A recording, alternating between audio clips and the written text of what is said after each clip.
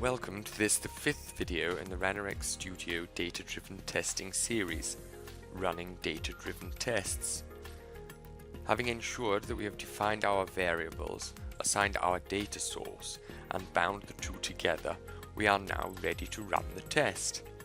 We simply click Run. Ranorex Studio then uses the data source to enter all rows into the demo app.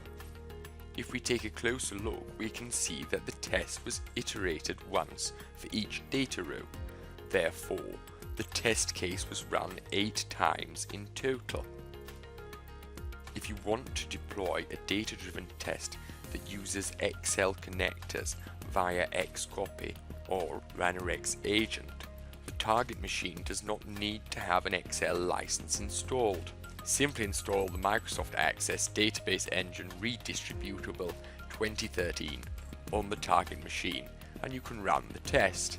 You can also configure the behavior of the Excel-free execution implementation.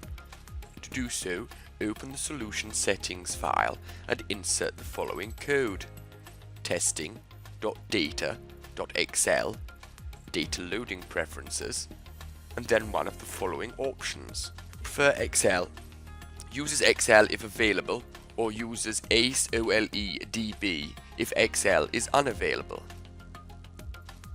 Prefer ACE-OLE-DB. Uses ACE-OLE-DB if available, or Excel if not available. Require Excel, uses only Excel. Require ACE-OLE-DB, uses ACE-OLE-DB only. In the next video in the Ranorex Studio Data-Driven Testing series, we will be looking at parameters.